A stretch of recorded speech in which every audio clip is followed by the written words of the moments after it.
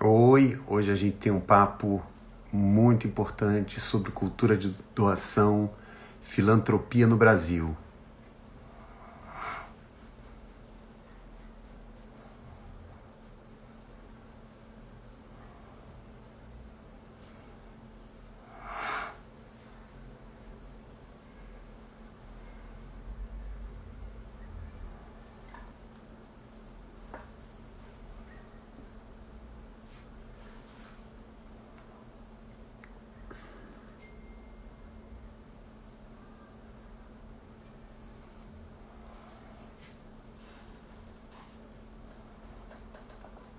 Hoje a gente tem um papo super importante sobre cultura de doação, filantropia no Brasil, com Luísa Serpa, do Instituto FI. Oi, Elba, tudo bem?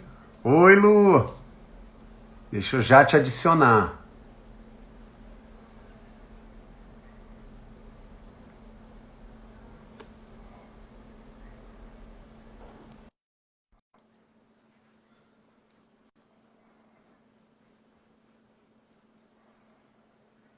Pois é, Elba, a gente precisa se ver.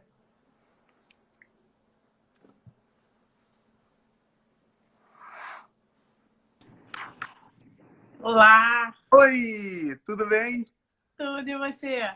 Tudo ótimo, Lu. Obrigada pelo convite. Nada, nossa, privilégio pra gente. Obrigado a você por ter aceito aí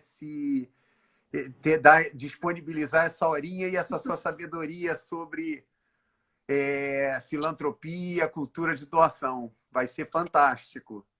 Vizinhos de porta, né? Agora a gente vai se ver mais aqui no virtual. Muito louco. Só para o pessoal que está entrando saber. O Instituto FI fica exatamente no mesmo prédio, no mesmo andar, do lado da Rede Cruzada, né? Da sede da Rede Cruzada, o escritório da Rede Cruzada lá em Ipanema. E eu e a Lu, praticamente, a gente não se vê há 5 meses, né? Que ano louco! Louco, louco. Meu Outubro Deus. chegou. Gente do céu. Mas vamos que vamos, né? E vamos fazendo acontecer, né, Lu? Exatamente. Isso aí. Vamos só esperar mais um minutinho para mais umas pessoas entrarem. Boa noite para quem já está aí prestigiando. Rodrigo tá aí, Patrícia, Isso. Felipe. Ah, o Rodrigo entrou. É. Não, e tem acontecido um fenômeno interessante, Lu, que tem agora uma enxurrada de lives, né? E, ao mesmo tempo, tem muitas pessoas que têm optado por visualizar depois, né? Já É. não é live, né? É replay. Pois é, e quando a gente ficou fazendo várias semanais, né, durante muitos meses sobre a campanha do União Rio. E aí a gente deu uma parada, até porque nem a gente estava aguentando tanta live. Mas Exato. exatamente, quando entravam às vezes 15 pessoas, 20 pessoas, depois, imediatamente após a live, eram 150, 200 pessoas. Impressionante a Exato. visualização depois. O E é mesmo bom que fica o fenômeno. conteúdo, né? Aí é que tá, né? O segredo é o conteúdo, exatamente. É o mesmo fenômeno que está acontecendo com a gente. E Muito é muito legal. bom poder disseminar isso, né? Porque eu acho que, de uma certa maneira, tanta gente agora está conseguindo ter um espaço para dividir ideias, compartilhar Exato. experiências, e aí fica bom para todo mundo, né? Eu digo que eu tenho Exatamente. uma lista de lives que eu quero ver um dia, porque eu não sei qual vai ser esse dia que vai chegar, né? Que eu vou ter tempo para ver tudo que eu queria ter Olha, visto durante eu a tô na pandemia. mesma. Eu tô na mesma. Agora, assim, é interessante, né? Porque eu acho que quem ainda não tinha sacado, né? O acesso à informação e tá aí, né? Agora, o grande segredo é justamente como filtrar, né, e buscar as coisas que realmente vão gerar valor, né? Ter senso crítico. Nosso senso crítico, né? Exatamente. Que acho que é o grande desafio do momento, né? É isso aí. Você conseguir ouvir. Eu brinco que às vezes eu estou em alguns grupos de pessoas que que pensam exatamente de forma oposta à minha. E eu acho importantíssimo estar ali, até para entender outro ponto de vista e fazer a minha própria reflexão para entender qual é o caminho que eu acredito, né? Eu sei que dá trabalho isso, né? Um exercício que dá trabalho. E a gente está querendo tudo tão imediato, né? Tudo líquido. Exatamente. Então, você se disponibilizar, ouvir o... É porque tá tão difícil, né? Ouvir algumas coisas que aí você melhor se fechar para não doer, né? Mas o diálogo é fundamental para a gente sair da onde a gente está, né? É o único caminho que eu acredito, né? Ai, fantástico. E assim, eu acho que tem relação com a conversa que a gente vai ter aqui, né? Porque, afinal de contas, muitos de nós, né, temos aí esses questionamentos de como ajudar, como apoiar, como ser solidário de uma maneira mais efetiva, mas tem aí, né, um universo de possibilidades, inclusive de impulsos emocionais, né, para a gente fazer o bem. E aí, né, já ingressando aí no nosso papo, né, eu vou até começar de uma maneira mais pessoal, né? Lu, como é que é essa sua trajetória com essa sua adesão e paixão pelo mundo do fazer o bem, da filantropia? Como é que você chegou aqui? Como é que você faz essa diferença toda? Eu não nasci assim, não, né? Não tenho aquela história bonita para contar que quando eu era pequena eu dividia a minha bala e na rua. Não fui assim, não. Meu sonho era ser executiva de uma grande empresa, viajar o mundo e ficar rica. Era esse o meu desejo lá de adolescente. E até que eu fui trabalhar, né? E comecei a trabalhar muito cedo, fazendo muitas coisas diferentes, desde vender biquíni na praia, trabalhei em loja, fui propagandista de laboratório farmacêutico. Então, assim, desde que eu me entendo como gente, eu estou em movimento trabalhando, né? Então, fui seguindo essa carreira, que era a carreira que eu imaginava. E aí, quando eu estou numa empresa de telecom, eu me deparo com a primeira campanha do Natal Sem Fome, do Betinho, que a empresa se mobilizou. E aquilo ali me deu, sabe, uma alegria diferente. Eu me envolvi muito com a campanha interna. E aí, dali, a gente começou a... Isso estou falando de 2000, né? Há 20 anos atrás. Eu comecei a me envolver muito com despertar o voluntariado nas pessoas da empresa, entender que isso tinha um sentido maior. E aí, seguindo essa carreira, sem fazer muito sentido, né? Eu fui crescendo. Eu, muito nova, já era coordenadora de uma área. E nada daquilo estava me preenchendo. Eu estava completamente perdida, de não entender, pensando se era isso que eu ia fazer pro resto da minha vida, né? Trabalhar é isso. E aí, resolvi sair e fui para a Junior Achievement, que é uma ONG, né? E na época todo mundo disse que era uma grande loucura, né? Porque eu estava com uma carreira em ascensão, já ganhava bem, como é que eu ia largar tudo para ir para uma ONG? E aí foi aí que eu comecei a entender o sentido do que eu queria, né? Do que me preenchia. Era usar a minha força de trabalho, a minha energia, a minha produtividade para fazer diferença na sociedade que eu vivo. E essa foi a migração que eu fiz em 2005. E aí, de lá para cá, é um caminho sem volta, né? Porque me encontrei, me apaixonei, tenho feito bons trabalhos com bons resultados. Então, isso só me dá mais combustível para continuar nesse caminho. Mas como é que você fez, assim, eu acho que uma grande transição, né, até de uma natureza empreendedora, né, de ter o Instituto FI e até, né, porque você fundou o Instituto FI, você e aproveitar e explicar para as pessoas a natureza desse trabalho maravilhoso. Na verdade, eu depois da Junior Achievement, fui trabalhar num outro instituto que se chamava Instituto ASE, que foi fundado pelo Marcos Flávio ASE, uma pessoa que migrou também do mercado financeiro, né, e montou o próprio instituto para fazer ponte entre doadores e projetos sociais. Então, ele me contratou para abrir o escritório do Rio. E aí, a gente só trabalhava com pessoas físicas de alto poder aquisitivo. O mínimo de doação era 200 mil ano. Isso, para um cenário do Rio de Janeiro, era muito difícil de alcançar. Se alguém quisesse doar 100 mil ano, eu tinha que dizer não. Não, Uau. obrigada, só aceito 200 ou mais. Então, isso era pânico, né? E aí a gente começou a conversar com ele de ter uma flexibilidade no perfil. E aí ele falou, não, isso é outra coisa. A minha missão, a minha intenção com o Instituto ASE é trabalhar com as grandes famílias, com grandes fortunas, né? Com filantropia para esse público. O que você está propondo é uma outra coisa. Mas eu apoio essa iniciativa de vocês de tentarem um piloto com um novo formato. E assim nasce o Instituto FI.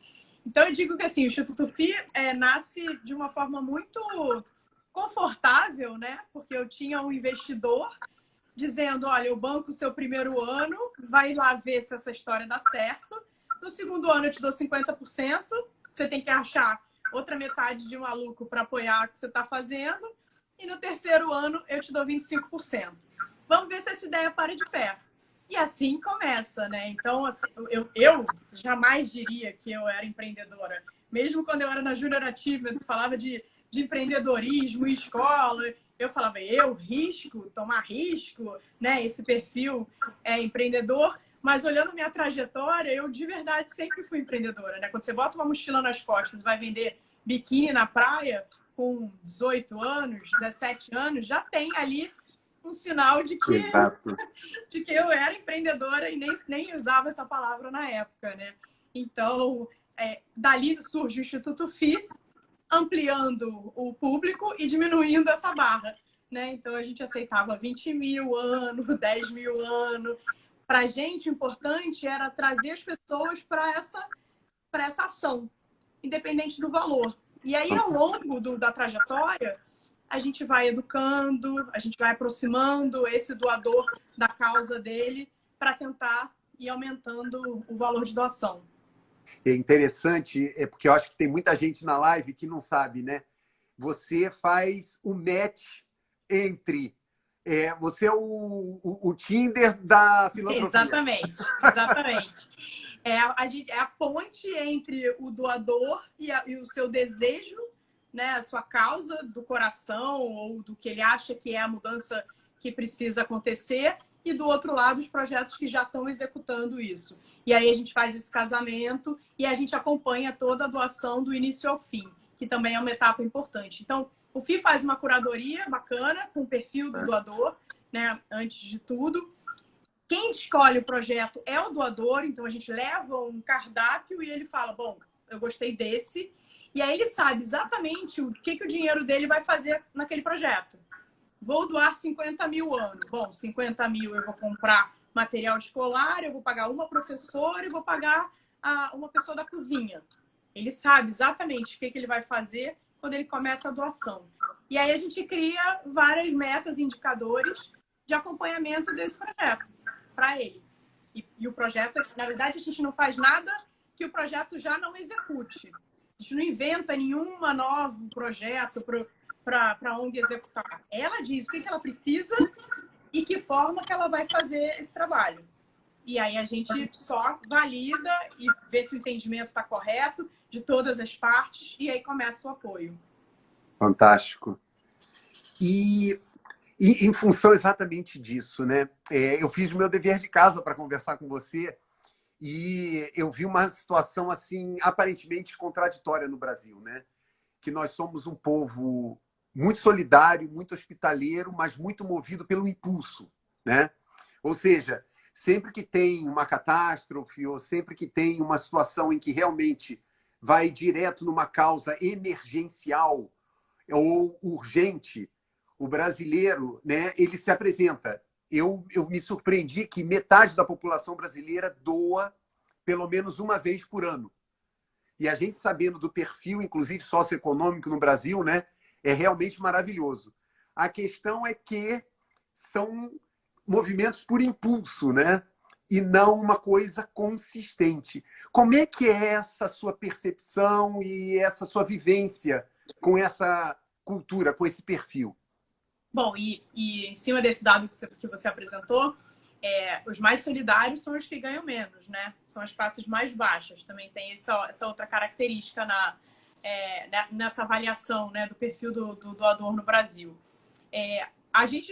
Eu faço parte do movimento da cultura de doação, que é um movimento que desde 2012 vem se consolidando e agora tem um site, tem um manifesto, que eu posso falar dele daqui a pouco. E aí a gente combinou no grupo que a gente não vai dizer mais que no Brasil a gente não doa, né? A gente doa, a gente pode doar de forma esporádica, sem foco, na emergência. A forma como a gente doa, ela não tem tanta qualidade e ela às vezes não resolve o problema que a gente quer. Então, tem que mudar a estratégia. O FIA, Filantropia Inteligente, é exatamente para tentar mudar um pouco isso, né?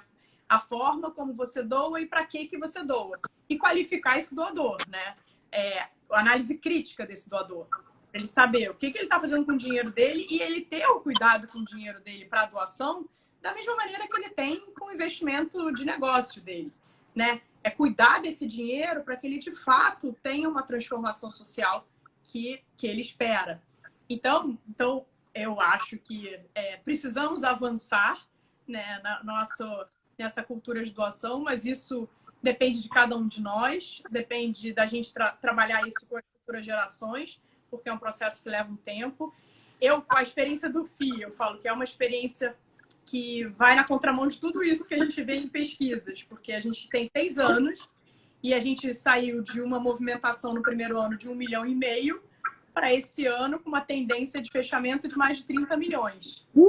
Então, e o FII foi fundado quando o Brasil começou a fazer assim, né? 2014. Então, tem um sinal no meu trabalho, né? No trabalho que eu faço do FII, que mostra que existe uma consciência em transformação e evolução que traz esses números. São números concretos, números de projetos apoiados concretos. Então, eu falo da minha experiência. Claro que olhando o cenário geral, é muito diferente, mas tem uma mensagem positiva de que vários perfis estão prestando mais atenção à pandemia agora. Eu estou vendo isso claramente de conversas que eu tive há 2 anos atrás, que agora a gente está sendo procurado novamente para retomar, para pensar em como estruturar. Então, tem um movimento de urgência já de muita gente que eu acho que faz com que a gente tenha uma tendência de melhora, né? Fantástico. Hoje mesmo eu estava conversando com o grupo, né, da Rede Cruzada e a gente estava falando da diferença entre você ser acelerado e você ser ágil, né? E, na verdade, se a gente trouxer para o mundo da filantropia, né, é o que você fala, né? E você começa, né, a tua vida nesse mundo com o Betinho, né? Quem tem fome tem pressa. Agora, não adianta a gente fazer isso só por impulso, né? Para atacar mesmo essas questões urgentes, a gente tem que ser ágil. Mas os tempos são tão urgentes que a gente não pode ser precipitado e acelerado, né? Tem que fazer a coisa com estrutura. A gente tem necessidades básicas no nosso país. A gente não pode ignorar isso. Então, isso também é muito importante que as elites que visitam projetos e soluções fantásticas pelo mundo entendam o gap que existe entre a nossa realidade, que é a fome, não ter água, né? E você querer dar só um curso de capacitação profissional porque acha que aquele jovem, depois de 6 meses dentro de uma sala de aula, ele pode competir com qualquer outro jovem da mesma idade que passou por vários outros estímulos, né?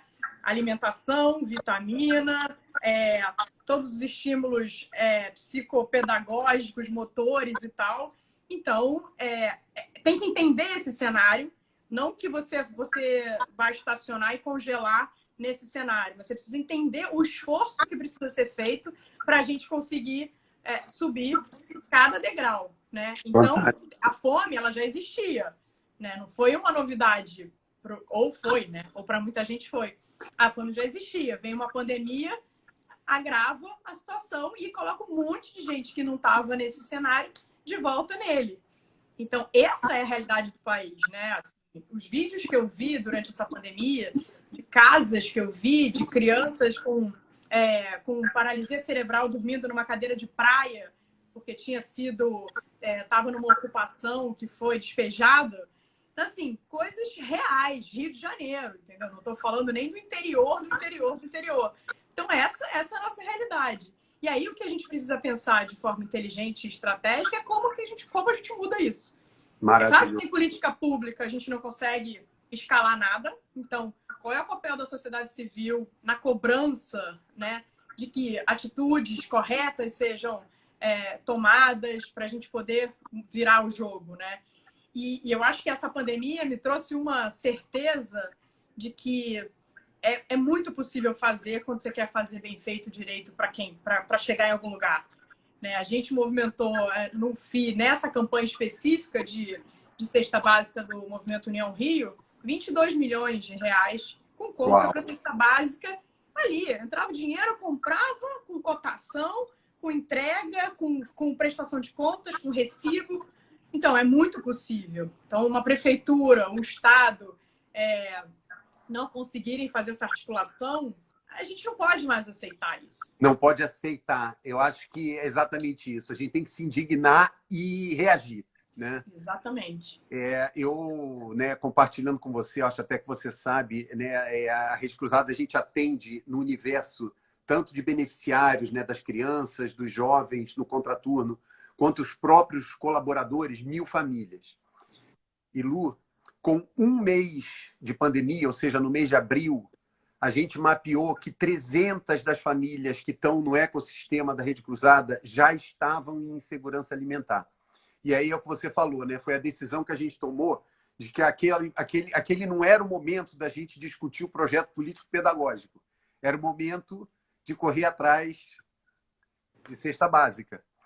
E aí a gente conseguiu, por 5 meses, atender essas famílias que estavam precisando.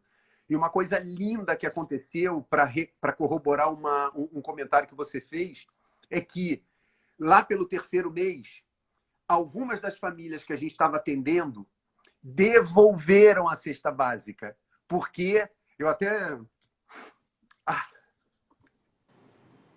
Porque eles não precisavam mais. Então, solidariedade é isso, né? Você imagina, olha, obrigado, mas a gente não precisa mais. Deem para uma família que esteja precisando. Isso aconteceu com a gente hoje. A gente recebeu uma doação, a gente vem no movimento de 6 meses, né, do Movimento União Rio, e em agosto praticamente zerou, né? A gente não tinha mais doação nenhuma. Agosto, setembro foi ali muito arrastado. E ontem a gente recebeu uma grande doação. Então a gente vai conseguir voltar a distribuir cestas. E aí 2 ONGs responderam que não precisavam porque já estavam recebendo de um outro lugar. Então é isso que eu falei, esse Brasil que me interessa, entendeu? É esse Brasil de gente solidária, honesta, que fala, olha, eu já tenho, dá para do lado. No próprio grupo que a gente criou, né, das fotos, das entregas, quando tinha uma família muito específica na região de uma outra ONG, eu posso pedir para essa família ir até aí, porque a situação está muito ruim. Todas se ajudavam. Todas.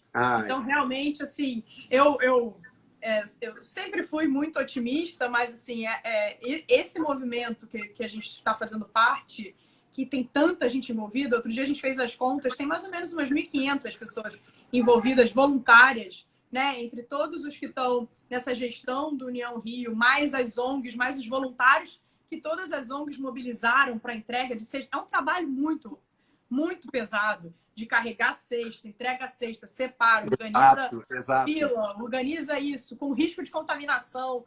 Então, assim, e é muita gente boa junto, querendo o bem do outro, entendeu? Lu, imagina se não tem essa mobilização da sociedade civil, né? A gente tentou, no início a gente tentou muitas conversas com a prefeitura, com o governo do estado. A gente estava bem otimista, assim, de que uma pandemia poderia se transformar, né? E que, de repente, a gente ia conseguir fazer alguma coisa paralela, né? A ideia era essa, era entender onde a prefeitura ia entregar e aonde ela não conseguisse entregar, a gente entregaria. Exatamente. E a gente ia fazer cobrir as sombras. E foi impossível isso. Depois a gente ainda tentou isso com o governo do estado, com algumas reuniões. E aí, uma hora eu parei, porque eu falei, isso está me fazendo mal. Esse tipo de reunião me faz muito mal. E aí eu ainda não consigo reverter isso em nada positivo, nenhuma força, nada. Pelo contrário, aí eu me desanimo. Faz uma reunião, outra reunião, você vê o mesmo perfil de de não querer resolver, não querer somar, aí eu drena minha energia e aí eu acho melhor eu me afastar. E eu falei, gente, eu não entro mais em nenhuma reunião dessas. Quem quiser fazer, faz, me conta aí. Se der certo, estamos juntos, se não, não dá. Mas eu sei que não é o ideal, né? O ideal é continuar fazendo um posicionamento firme para a gente mudar esse outro lado, né? Exatamente. Primeiro setor, né? Que a gente tenha transparência e que a gente consiga trabalhar junto, né? Porque, teoricamente, todo mundo quer ter o mesmo objetivo, né? Que é uma cidade melhor para todos, né? Maravilha, maravilha. E aí, né, a gente falou do primeiro setor.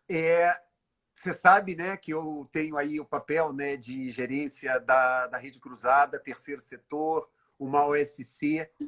Qual é a nossa responsabilidade para uma filantropia inteligente? Lu, o que a gente precisa fazer? Eu acho que a gente precisa ter clareza naquilo que a gente se propõe a fazer, primeiro, né? Entender qual é o nicho que você quer trabalhar, qual é o problema que você quer combater, com que soluções você traz, ter isso de uma forma muito clara. E aí, quando eu digo clara, é clara mesmo, assim, é que você, em 3 linhas, você defina a sua missão, que você consiga explicar para o outro, olha, o meu objetivo é esse aqui. E claro que isso pode estar num guarda-chuva mais amplo, mas ter um objetivo claro, tentar definir as metas daquilo que você quer atingir e mostrar isso da forma mais transparente possível, sem ter medo de mostrar que você captou muito ou que você captou menos esse ano. Sabe, é ter essa tranquilidade de mostrar o seu trabalho. Quando alguém pergunta no FII, né? Mas qual é o orçamento anual de vocês? Aí eu falo, qual é não sei o quê? Fulano, você fala tudo? Eu não tenho nada a esconder. Só folha de pagamento. 75% do meu orçamento é RH. Todo mundo é CLT. Essas foram as escolhas que eu fui fazendo ao longo do caminho. O número está aqui. Você pode concordar ou discordar do valor do salário que eu pago ou não. E assim vai. Quanto mais a gente fizer isso, quanto mais a gente falar de dinheiro de uma forma sem tabu, né, para o doador, com o doador. Tipo, sabe quanto custa essa professora por ano? Sabe quanto custa o aluno? E por que custa isso? E ter tranquilidade de dizer os custos todos da sua organização. Né? Se você não tem coragem de contar isso, porque tem alguma coisa mal feita ou errada. Então, você tem que estar confortável com o projeto que você lidera, com o objetivo que você tem de transformação. Tomar cuidado sempre para não virar um pato que não faz nem nada, nem voa, nem, né? Então, tomar cuidado para não sair completamente da sua essência, porque tem um edital que aí você faz um puxadinho. Tem uma coisa oportunista, a empresa, né? Pediu o quê? Aí você faz outro puxadinho. Daqui a 3 anos, você já não sabe mais o que você... Mas peraí, mas você não era educação infantil? Por que agora você está aqui? Entendeu? Então, isso acaba dando um certo mal-estar de... mas os caras fazem tudo bem feito, com excelência em tudo. Então, esse eu acho que é um cuidado importante de ter. Muito bom. E essa transparência, essa clareza do trabalho, assim, sem muito nhenhenhé, sabe? Eu sempre falo que é muito simples, né? Aí todo mundo fala, não é possível. Gente, é muito simples. Entra aqui, olha como é que é o relatório, olha como é a planilha de controle. Não tem um sistema da NASA aqui fazendo nada, não tem inteligência artificial. Eu nunca fiz nenhum curso em Harvard. É simplicidade. É muita simplicidade, mas é atenção, olhar, escuta, entendeu? E tentando avançar. E foco, né? Eu acho que você deixou aí uma sinalização muito forte, né? Ter clareza do que você está fazendo. Mas esse é o meu ponto de vista, né? Tem gente que acha que tem um leque grande, você não perde nenhuma oportunidade e é uma outra maneira de se colocar. De tudo que eu vejo até hoje, eu acho que ter foco, você consegue crescer, você consegue se desenvolver de uma forma mais sólida e isso te mantém por mais tempo fazendo aquilo que você quer fazer bem feito, né? Porque você vai se desenvolvendo. Várias vezes eu tenho convites tentadores de fazer coisas que a gente não faz. E aí, volto para a reflexão. Isso tem a ver com a missão do FII, com os objetivos do FII? Sim, não.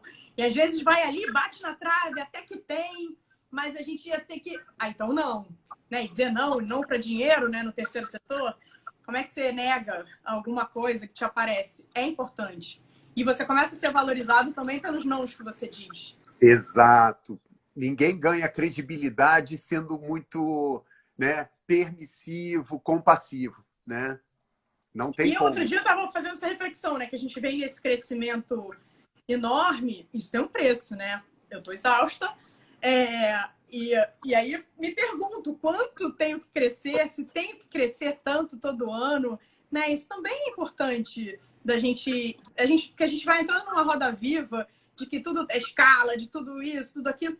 Alguns têm essa essência de escala, outros podem não ter.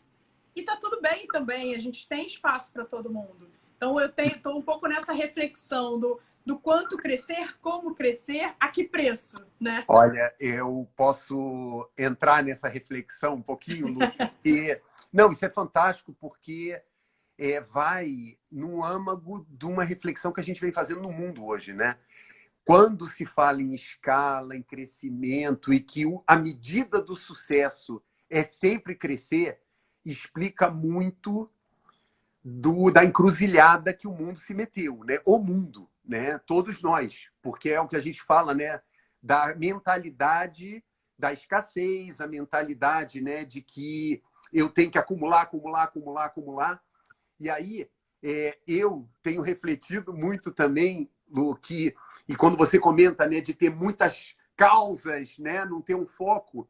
Na verdade, eu acho que o terceiro setor tem uma oportunidade enorme, e a pandemia tem mostrado isso também, de trabalhar em rede. Eu não faço isso, mas o meu parceiro faz. E a gente pode estar junto numa empreitada, né? De fazer o bem da maneira que seja mais conveniente e quem é o melhor para fazer isso. Mas é curioso, porque eu vim do segundo setor tem 2 anos. Lu, eu me surpreendi que eu vi competição no terceiro setor. Eu É me gente, esperava né? encontrar isso. Ser humano em qualquer setor, né? Agora, por exemplo, a gente viveu uma experiência muito boa no União Rio, que é o Instituto da Criança, o Instituto Desiderata, o Eclus, Banco da Providência e o FI, como organizações, né? E vários voluntários. E a gente fez exatamente essa divisão e que quando perguntam, né? Mas, poxa, por que deu tanto certo? Porque cada um sabia o seu papel e cada um desempenhava bem aquele papel. Então, o FII cuidava do dinheiro, o Banco da Providência fazia toda a cotação dos alimentos, toda a parte de logística, que ela tinha experiência nisso, ela tinha uma equipe, ela tem uma equipe grande e já experiente nisso. A Ecos tinha uma articulação grande com as organizações sociais da ponta. Então, cada um fazendo um pedaço, ninguém ficava tão sobrecarregado. Tá.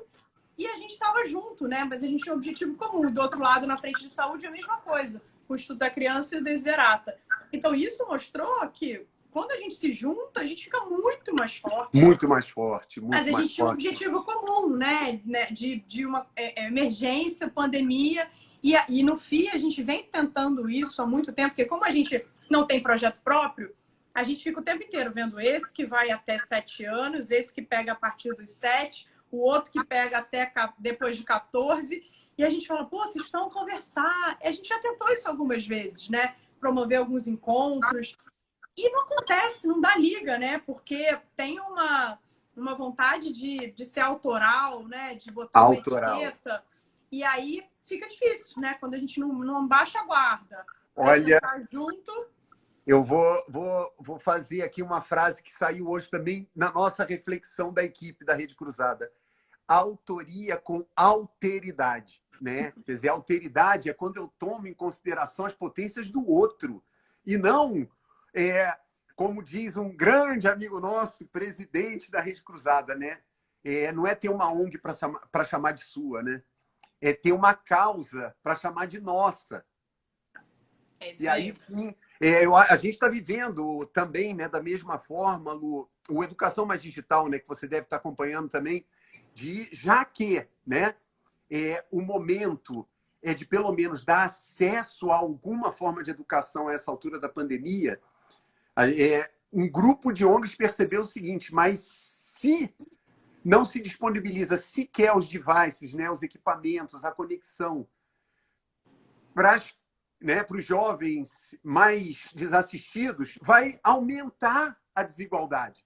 Então, pelo menos, vamos trabalhar no meio, né? E as ONGs se juntaram e estão aí, né? a cada dia conseguindo disponibilizar mais e mais tablets para a rede pública. Né? Então, isso foi o movimento que a pandemia trouxe. Exato. Né? Então, a gente tem que contabilizar todos esses benefícios que uma pandemia tem trazido, né? Como reflexões, como ações conjuntas. Como é que a gente... A inteligência agora vai ser como é que a gente continua com esse movimento, que a gente tem problema pra caramba para resolver, no mínimo no Rio de Janeiro. Como é que a gente continua junto, pensando, porque assim, todo mundo tem os mesmos incômodos e talvez tenha soluções um pouco diferentes, mas a gente conseguiria, né, com a guarda baixa, trabalhar junto para uma mudança, né? Então, agora a nossa sacada, o grande pulo do gato é como é que a gente faz isso render e virar uma prática comum entre as organizações sociais, que na pandemia mostraram agilidade, conhecimento do território, como ninguém. Não tinha cadastro nenhum da prefeitura, de prefeitura nenhuma que soubesse o que as ONGs sabiam, né? Então, como é que a gente vai digitalizar tudo isso, como informatizar, usar essa tecnologia toda a favor, né, de todo mundo que vive aqui? Como é que a gente vai pressionar essas secretarias de assistência social, de educação, de tudo, para ter os dados, minimamente os dados, quem é quem, qual é a renda, o que não é, que nem isso a gente conseguia ter direito. Aí tinha uma reunião que um falava assim, eu estou falando de 49 mil famílias, o outro, eu de 958 mil famílias. Eu falei, gente, mas os pobres do Rio de Janeiro são os mesmos, né? Vamos combinar que não tem meu pobre dessa secretaria e o meu pobre da outra secretaria. Que número é esse, né? E a gente está nessa era de dados e aí a gente vai ficando para trás. Que aí é muito mais fácil não fazer nada, né? Que aí eu não tenho dados, aí eu não tenho como coletar, eu não tenho onde saber, aí eu não faço nada. Que aí... Exato. Exatamente. Interessa a alguém, né? Para você ter uma ideia, né? A rapidez com que a gente identificou as famílias, né, da Rede Cruzada que estavam em dificuldades é justamente por esse acesso. Exatamente. E a gente saber a condição de cada uma das famílias e, infelizmente, né, a gente pôde, inclusive, comprovar que os números oficiais sobre a pandemia, sobre taxa de mortalidade, eram muito inferiores à realidade, porque a gente tinha um número preciso, tinha não, né? Tem até hoje, né? De quantas pessoas adoeceram na família, até os avós, né? Agora, para ter essa informação, não foi uma coisa, não foi a necessidade da pandemia, né? O que a gente viu é que a gente tinha um patrimônio que é justamente esse acesso às famílias, esses vínculos com quem a gente atende, né? Essa proximidade, essa conexão com o nosso beneficiário, né? Que eu acho que é uma outra situação relevante que eu venho aprendendo, né? Nessa minha imersão. Que é um papel fundamental das ONGs. No União Rio foram 78 ONGs que fazem essa distribuição de alimentos.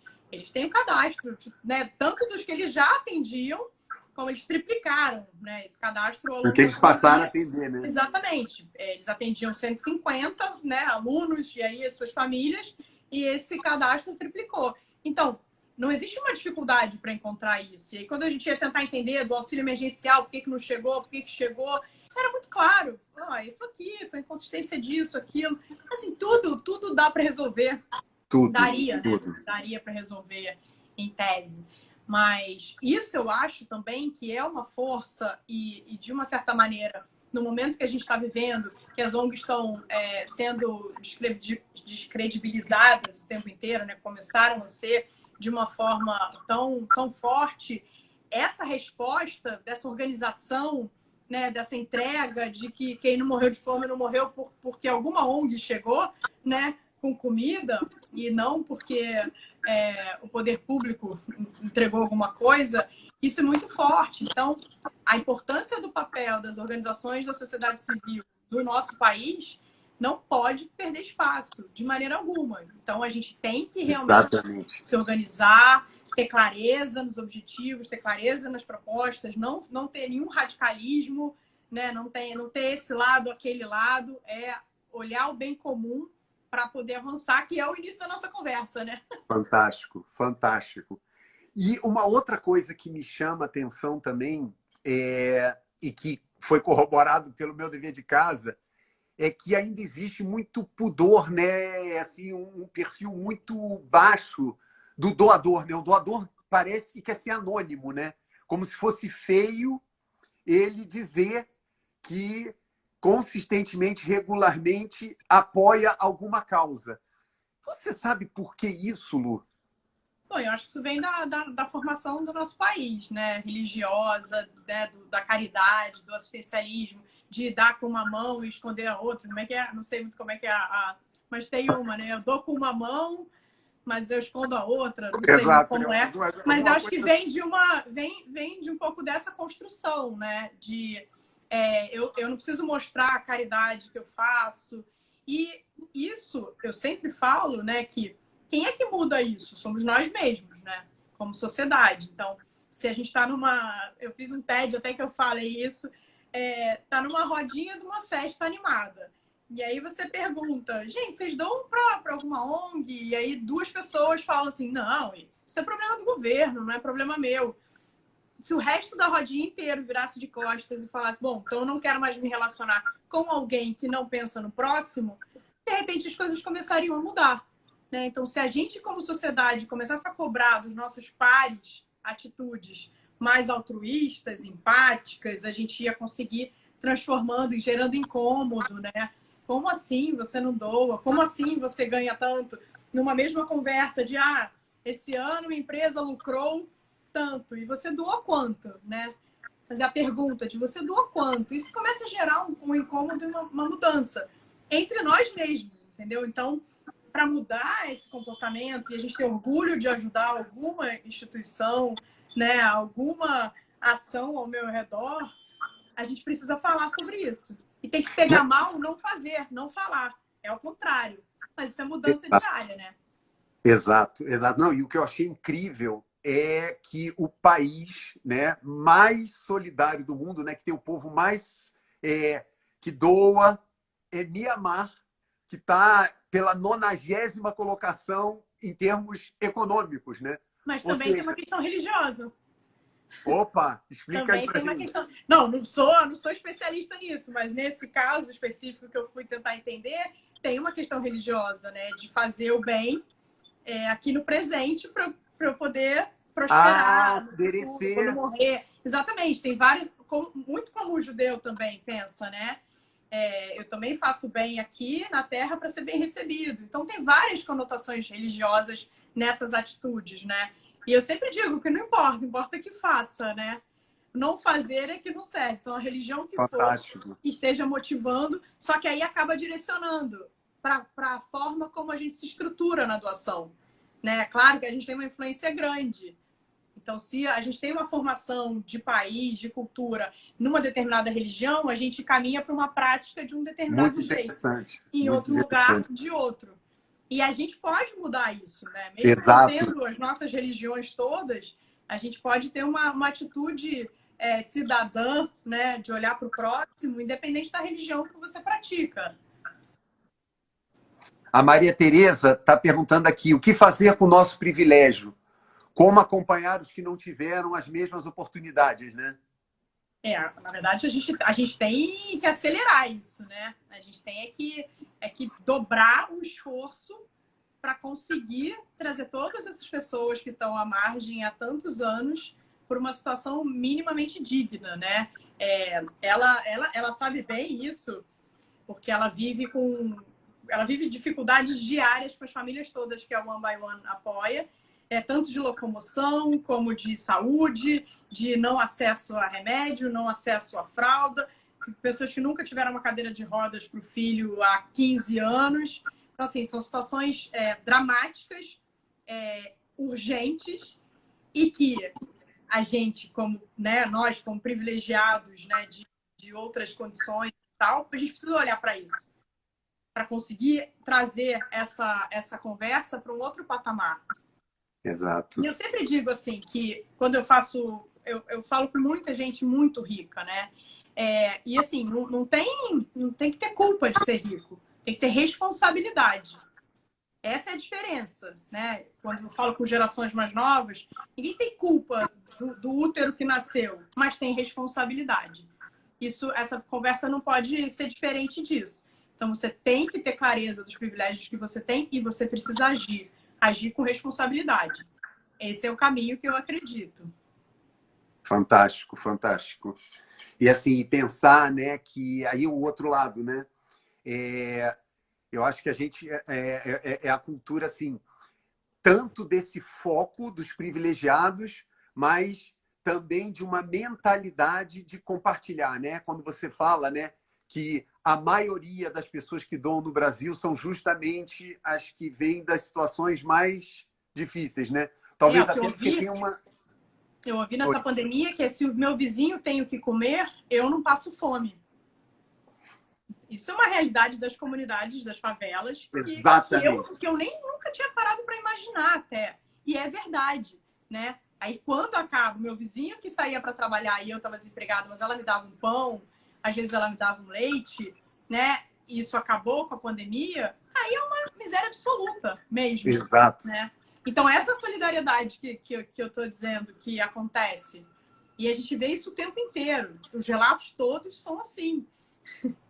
Olha, eu tive a oportunidade de estar num grupo, né, de executivos de RH, e aí eles me perguntaram, né, como estava sendo durante a pandemia essa questão, né, da solidariedade.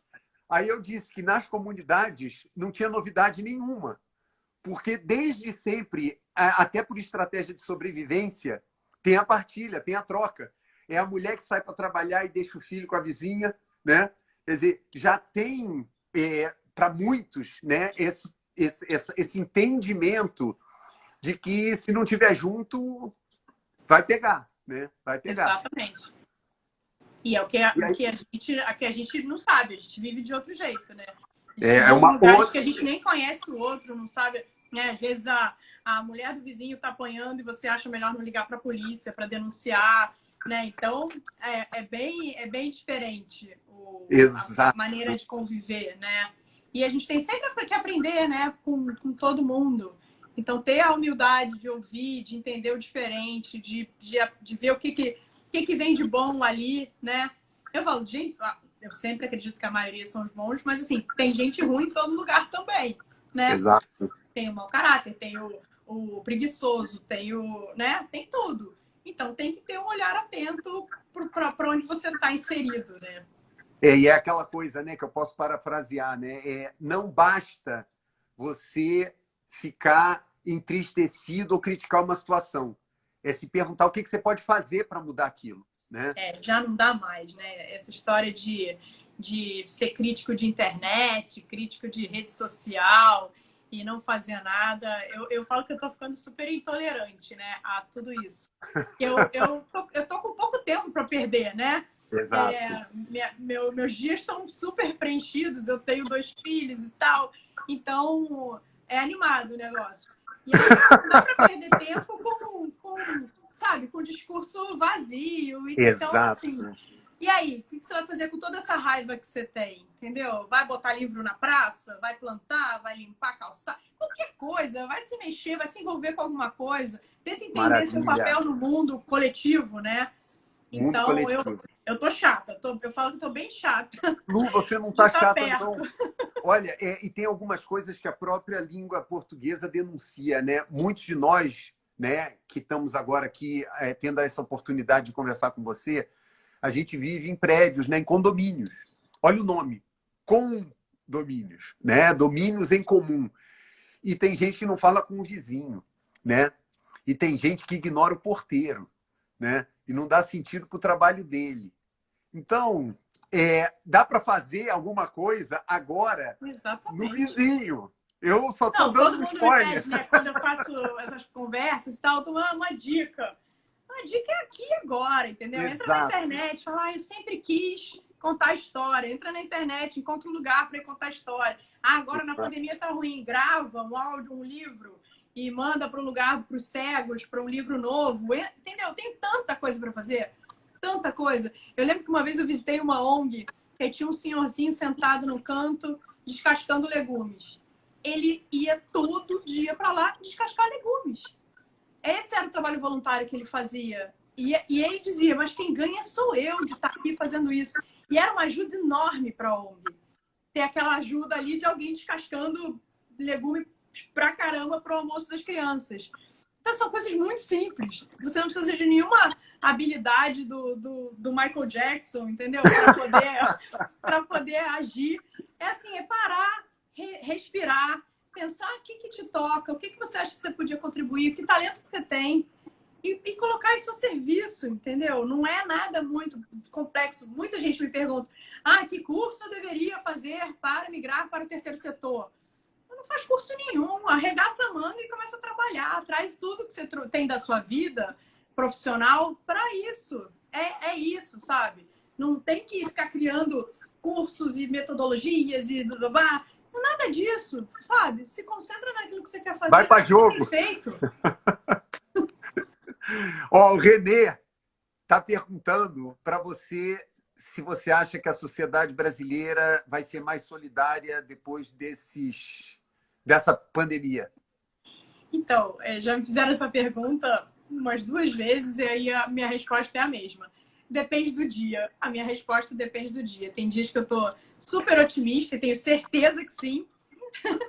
Que não é possível, que uma lente de aumento foi colocada na desigualdade que a gente vive e que ninguém mais vai conseguir viver sabendo disso agora, que antes não sabia, sabendo disso agora vai ter que tomar uma atitude. Aí eu tenho certeza que sim.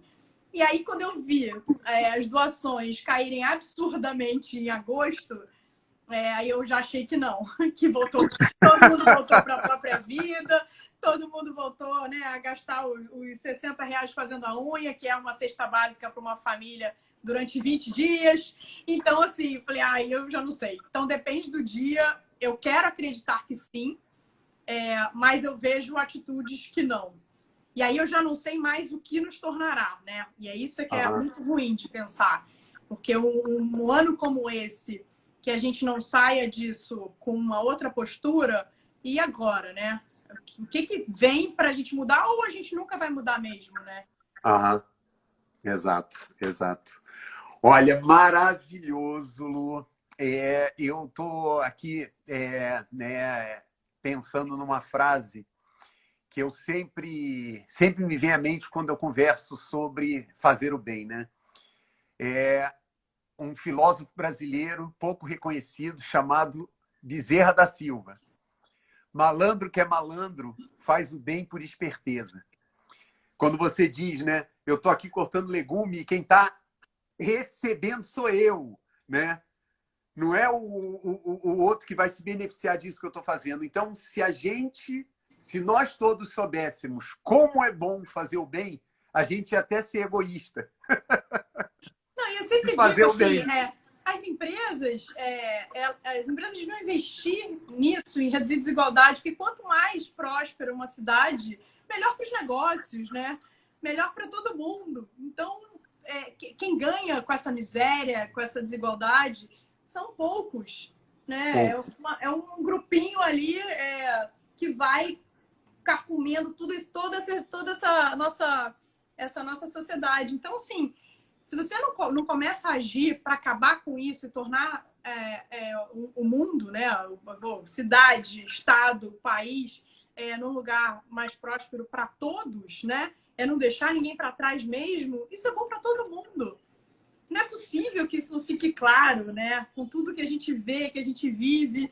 Então, realmente, assim, só me resta continuar sendo otimista, continuar trabalhando para fazer essa mudança. E eu, graças a Deus, eu tenho tido até hoje, nesses 6 anos de Instituto FI, eu tenho visto os resultados disso, né? É mais dinheiro para as ONGs, de fato coisas concretas acontecendo, histórias lindas.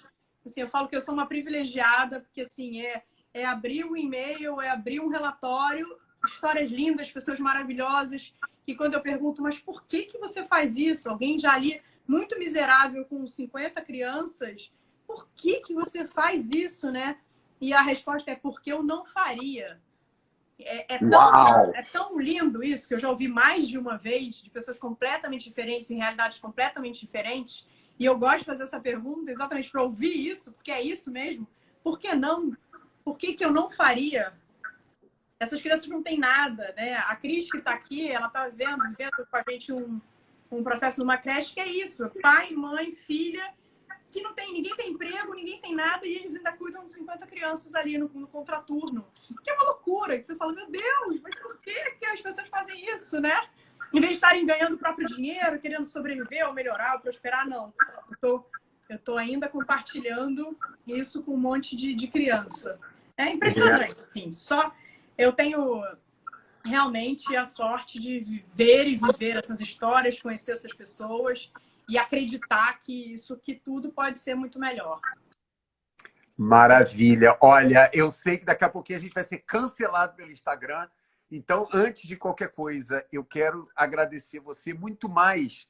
Assim, né? Você pode fazer um discurso lindo, mas você sabe que a gente é contaminado pela sinceridade e pela energia das pessoas. Você transborda de energia e de, assim, acreditar no que você faz. E aí não tem como a gente não se contaminar, não ficar otimista, porque... não, sem dúvida, sem dúvida. Eu acho Eu que tenho uma amiga que ela de vez em quando fala, eu preciso marcar na minha agenda um almoço com você de 6 em 6 meses. Que é porque quando eu tô começando a afundar, eu almoço com você, aí eu saio animada, acho que vai dar certo, vamos lá. É isso. E olha, É Lu, isso já faz muita diferença. Eu tenho certeza que você vai ser a sobremesa do jantar de muita gente hoje. É verdade, assim, eu me encontrei e eu também acho isso um outro privilégio enorme, encontrar a minha vocação. Eu desejo, eu sempre chorei por não ter nascido com aquele vontade de ser bailarina. Certeza absoluta que eu ia ser bailarina. Aí eu ia perseguir esse sonho, não tinha, ficava perdida, uma hora eu queria isso, outra hora eu queria aquilo. E aí, quando eu encontrei a minha vocação, e é para isso que eu me dedico fortemente para fazer bem feito, então as conversas comigo são, assim, sinceras sobre o que eu sei, sobre o que eu aprendi, sobre o que eu escuto, e eu divido isso com todo mundo. Eu compartilho dessa experiência que eu tenho, que eu não li em livro nenhum, né? É o que eu vivo. E olha, Super só consegue ser simples quem é profundo. Tá aí o teu exemplo. Bom, vou ouvir isso. Essa é a tentativa do caminho, do meu aprendizado. Brigadão, Lu. Brigadão Obrigada, mesmo. adorei. Um beijão. Tchau, obrigada a todos. Valeu, gente.